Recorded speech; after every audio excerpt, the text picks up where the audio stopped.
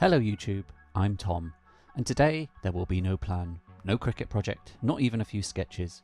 We'll be diving in and doing some good old-fashioned crafting and recycle some junk into terrain.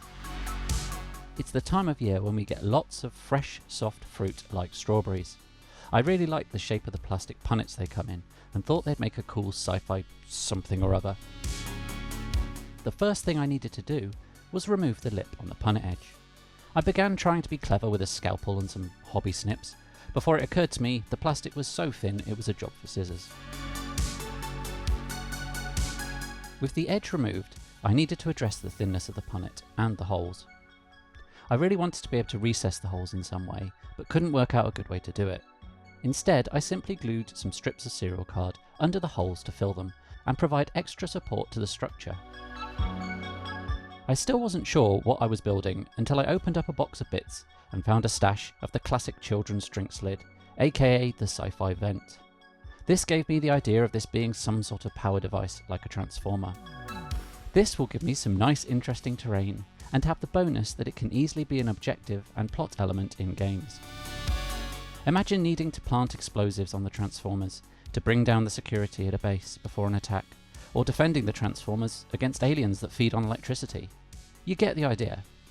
I found this piece of packaging that had a nice ribbed structure with a circle at the top, just perfect for a vent to attach to. I cut one side away with scissors and glued on the vent.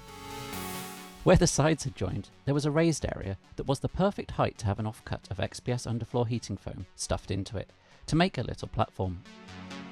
Setting these bits on top, I noticed just how bendy it still was, so, as usual, tea to the rescue. Lemon and ginger infusion was almost but not quite the right height for the job.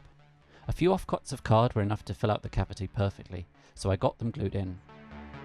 Once dry, I glued the whole piece to its base, as well as the vent and the platform.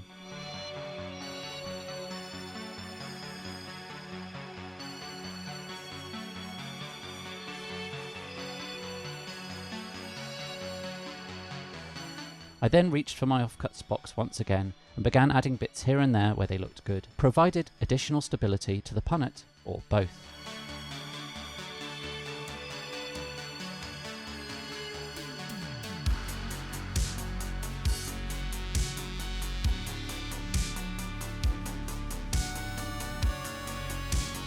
Mixed into these, serial card and Foamex bits were cut down cable ties. Cable ties are cheap as chips and have great detail, well worth buying a bag or two for terrain and bases. It's worth being mindful to keep a nice balance of areas of detail and areas of space, instead of simply smashing bits here, there and everywhere at random. Next, I tried out these glittery sequins that my daughters didn't need anymore. I wanted to try them under the studs to look like washers, or simply to create more visual interest. Speaking of studs, these came next. I mostly stuck to the 1mm, but did use some bigger ones on top of the sequins. Again, I tried not to just put them everywhere, but consider where they might be needed, aesthetically or practically.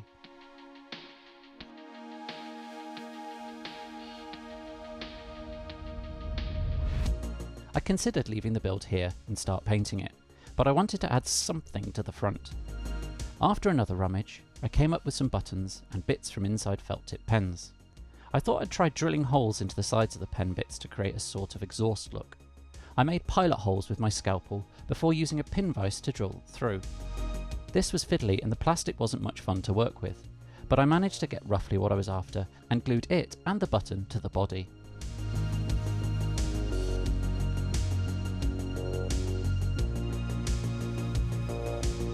For the other side, I came up with a T-junction micro-irrigation fitting, capped on each end with some studs. This was glued opposite the exhaust. It reminded me of something and seemed right, but for the life of me I couldn't think of what or why. Next, I moved on to texturing. I wanted to try something a little different for me, but in the process completely forgot to film it. Previously, I've mostly just painted rust, but not put any sort of texture below it. So this time I wanted to try a mild texturing to see how it went.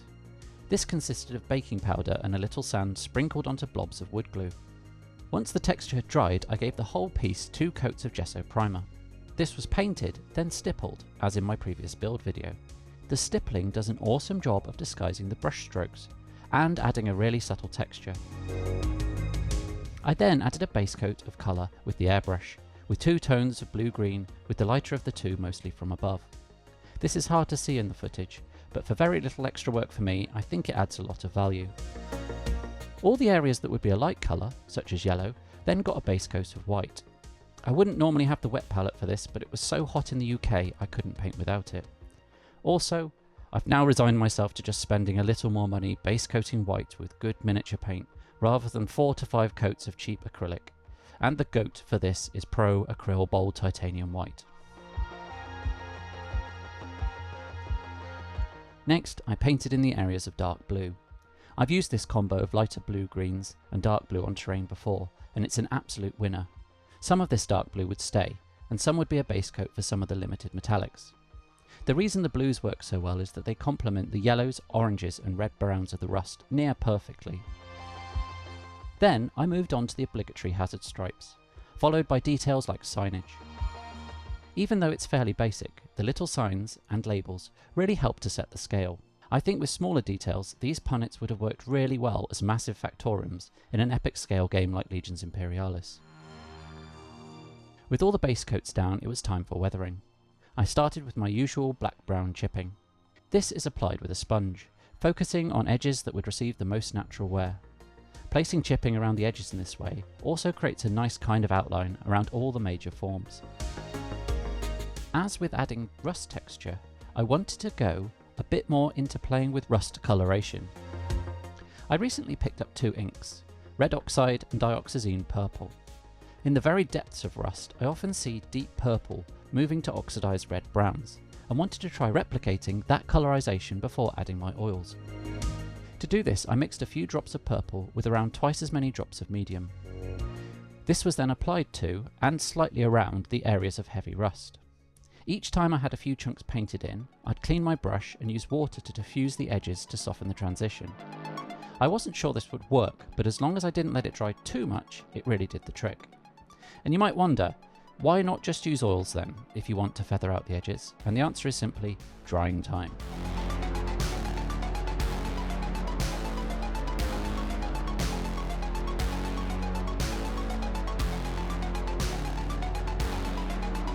When the purple was dry, I repeated the process with oxide red, but only over the main rust patches. I'd had a bit of practice feathering the edges of the purple, and my red edges were much quicker and better.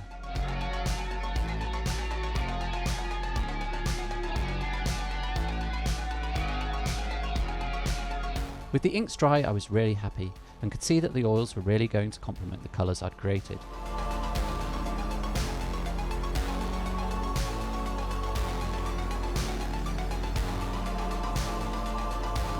And now I could move on to the oils.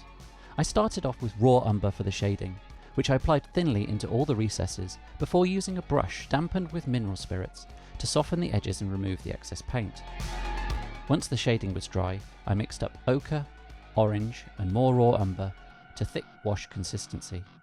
I then moved around, painting into the main rust spots and applying dots of the 3 colours over areas of chipping and where I wanted general streaks.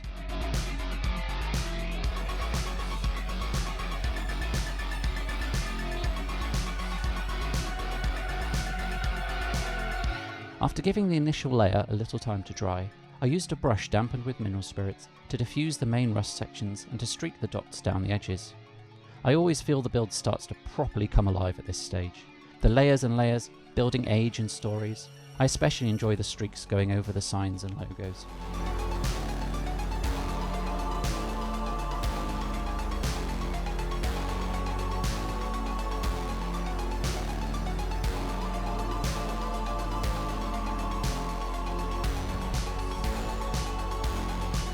In a recent video, I showed you how to use up leftover epoxy putty to make mushrooms.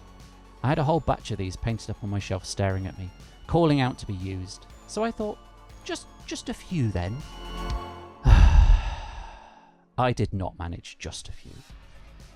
To attach them, I drilled small holes for the internal rods, added a blob of glue and jammed them in. As you can see, I showed a complete lack of self-control and managed to use the majority of all the mushrooms I had made. They looked good, but for a little more security and to better blend them into the base, I decided to add some moss.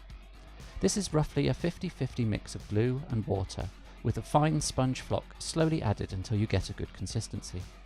It was a little fiddly to apply, getting in behind the mushrooms was tricky, but I had to do it this way round for maximum blending and strength. I could have gone a little less overboard with the mushrooms, but I think with the moss they give a great pop of colour. So there we have it. It was really nice to do some scratch building for a change, and slowly but surely reduce my pile of recycling. I'm really happy with the rust effects, both pre-texturing, colouring and washes. I think a little less purple next time, but otherwise the combo works amazingly. As a bonus, the eagle-eyed of you may have noticed, swoosh, I actually built and painted 2 at the same time. I'll leave you with a few shots from a little diorama. I'm really looking forward to getting these into some games. And for those who have asked, the battle reports are coming. I've been spending a lot of time behind the scenes setting things up to make the process much, much quicker. See you, Yom Tumbly!